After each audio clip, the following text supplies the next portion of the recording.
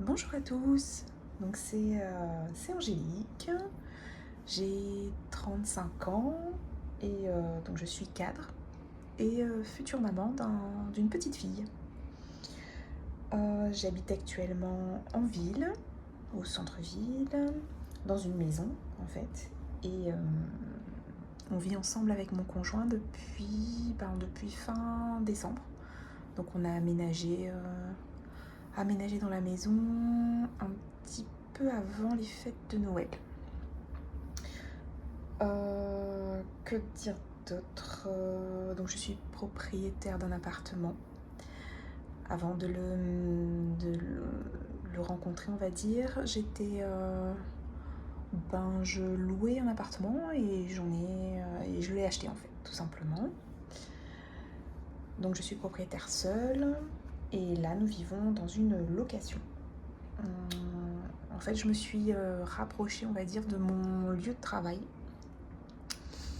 Donc gain de temps énorme en termes de fatigue également. J'ai débuté le système des enveloppes en avril 2023. Et donc j'étais déjà en couple à ce moment-là, mais on ne vivait pas ensemble du coup en fait. Donc grâce au système des enveloppes, j'ai pu, on va dire, redresser un petit peu mon budget et anticiper le remboursement d'un crédit consommation. Et aussi, à la suite de l'achat de mon appartement, j'ai pu également, on va dire, rembourser par anticipation des meubles, donc pour mon autre appartement. Cet appartement, je l'ai acheté en 2021, fin 2021, donc les taux étaient encore super bas. Donc je l'ai pas... On va dire que c'était encore super intéressant à l'époque. En termes d'enveloppe budgétaire, j'ai commencé donc le système des enveloppes en version papier. Parce que déjà je savais pas si ça allait me correspondre. Et puis au fur et à mesure je me suis équipée. Pas beaucoup, puisque au final j'avais à l'époque mon crédit IMO, j'étais célibataire, enfin pas célibataire mais je vivais seule, donc il y avait quand même les frais de vie quotidienne à gérer, plus l'ameublement, etc. Donc j'ai commencé avec 2 classeurs budget à 6. Un pour les épargnes, en fait c'était plus des provisions, et l'autre pour mon budget mensuel, donc par catégorie, notamment les principales, puisque je me suis pas attardée sur, on va dire, les vacances ou les voyages, etc. Puisque au final, je venais de faire mon achat, donc c'était pas envisageable.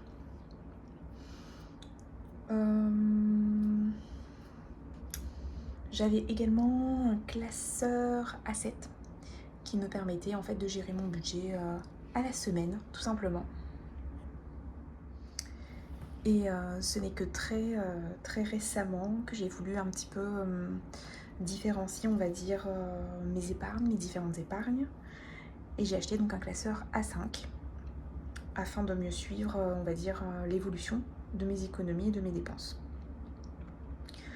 Je me suis décidée aussi pour un format B5 qui serait parce qu'en fait je suis en train de le terminer, le finaliser. C'est pour ça que je ne vous montrerai pas les supports tout de suite. Qui servirait de budget planner. Donc je pense que c'est intéressant et c'est important aussi de pouvoir mensuellement, à la semaine et annuellement, en fait c'était ce qui me manquait je pense, de suivre un petit peu l'évolution, par évolution j'entends positive ou négative, de notre budget. Et puis au-delà de ça, ça permet une meilleure gestion je pense, à voir les choses que l'on peut améliorer ou modifier. Notamment pour moi, pour cette période, on va dire, de transition.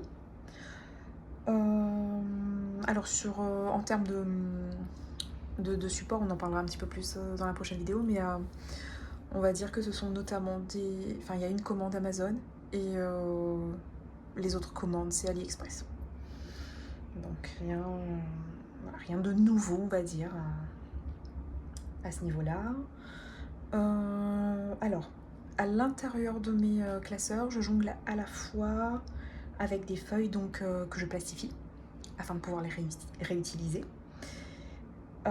Mais pour ce qui est du budget planner, j'ai décidé de le faire format papier et de ne pas le plastifier en fait, tout simplement. Tout simplement parce que je pense que voilà, je les garderai quand même, mais je vais un peu gribouiller dessus tel que, enfin, comme je me connais super bien, donc voilà, ça va être un peu, je vais écrire devant, derrière, je vais surligner, enfin voilà, prendre des notes, donc je vais me les approprier ces petites feuilles. Certains défis également, puisque j'aime beaucoup les couleurs, j'aime beaucoup tout ce qui touche aux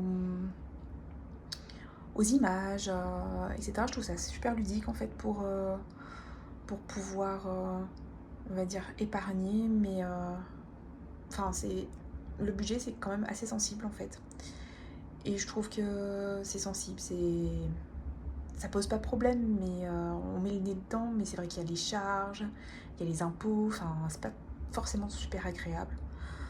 Donc je me suis dit qu'en termes de coloris, en termes d'image et tout ça, ça pouvait un peu égayer ce moment et puis permettre d'économiser de façon beaucoup plus joviale, si on peut dire. Et puis, bon, ça permet de les changer aussi, tout simplement, parce que je les imprime et puis je les plastifie pas, en fait. Hein, en fonction, bien entendu, de mes humeurs du moment. Et puis, sachant que je ne suis pas très très douée artistiquement, donc merci au Google Drive des filles, des créatrices, et notamment des supports gratuits. Mais je vous donnerai leur nom et puis par respect en fait pour leur travail et puis pour le temps en fait qu'elles prennent pour les réaliser surtout. Ils sont super beaux pour tous ceux que je vais utiliser. C'est vraiment des coups de cœur en fait. Alors je vais pas trop tarder, je reprends juste un petit point pour vous expliquer un petit peu mes sources de revenus, le contexte financier dans lequel on est avec mon conjoint. Donc je vis en couple dans une maison que nous louons. Alors ça a un coût important, mais c'était vraiment un vrai... on a vraiment eu un coup de cœur, en fait, un déclic pour cette maison et on l'a cherchée depuis longtemps. Enfin, c'était assez compliqué parce que les locations sont super chères. Donc on a pris quelques mois avant de la trouver. Et quand on l'a trouvée, enfin, même si le loyer était quand même assez élevé, je vous en parlerai dans la vidéo budget mensuel. Voilà, c'est un sacrifice que l'on fait par choix, par bien-être et surtout parce que on attend un petit bébé et que du coup ça nous permettait d'avoir une chambre pour elle et ça nous permettait également d'avoir un bureau pour mon conjoint dans la mesure où il est indépendant, il travaille depuis chez nous en fait tout simplement. En termes de revenus, alors du coup, mon conjoint est indépendant, donc il vient pas de commencer, mais il est au tout début de la création de son entreprise. Par conséquent, il doit toucher un petit peu moins que le SMIC en fait. Moi, je suis cadre, donc dans le public, et je touche... tout dépend des primes qui sont mensualisées. Enfin, vraiment, c'est assez aléatoire, mais en théorie, je touche autour des 3500 € net. En moyenne, on va dire.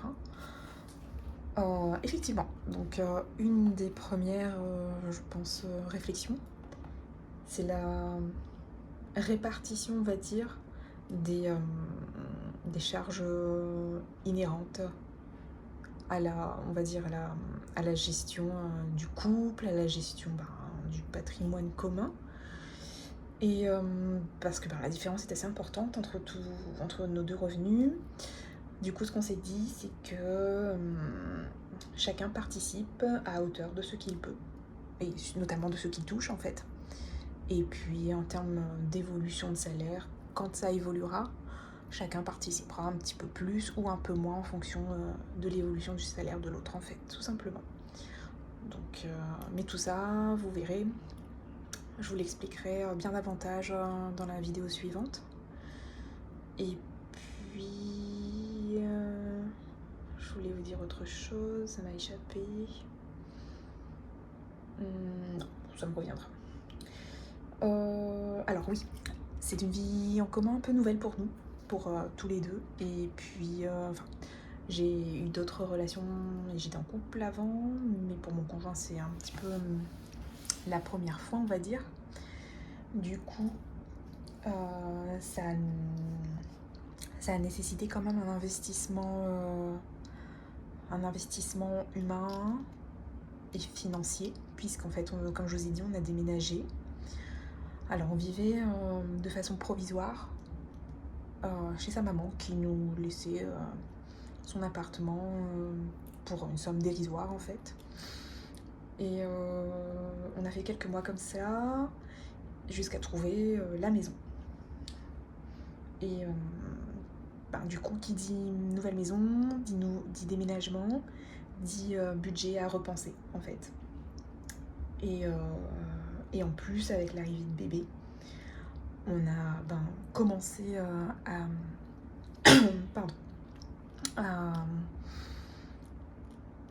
à meubler, on va dire, sa petite chambre, du coup, et ça nécessite aussi un budget en fait, à part, puisque j'ai préparé une petite, on va dire, sa petite catégorie.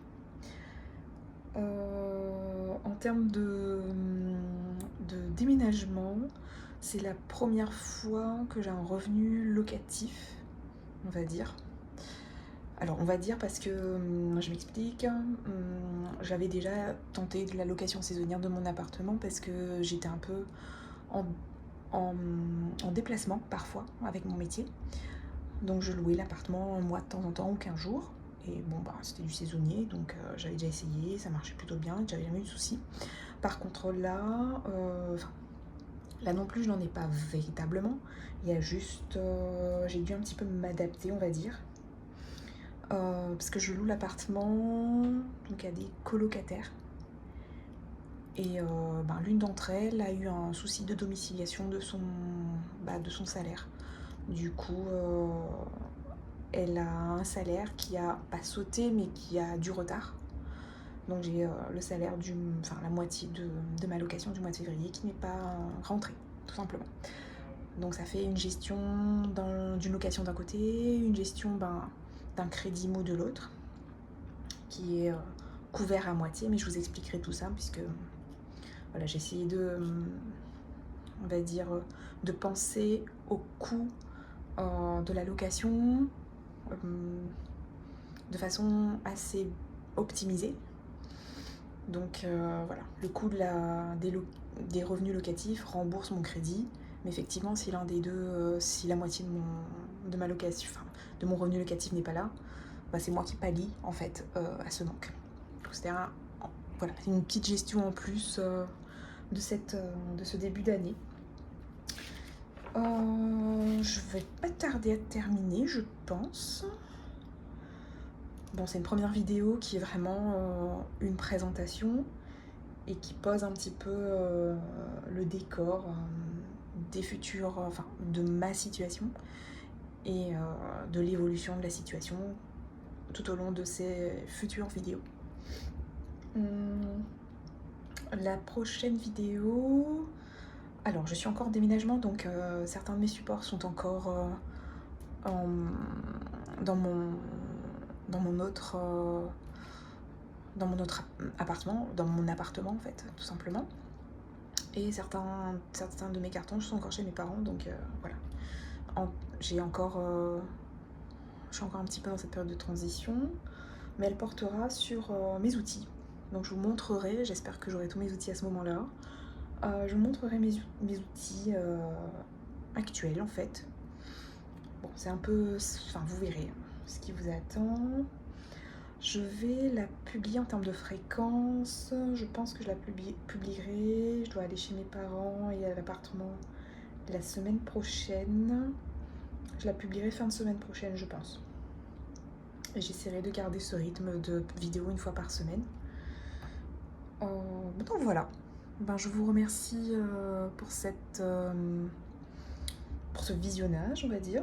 Merci d'avoir tenu le coup pendant ces premières dizaines de minutes.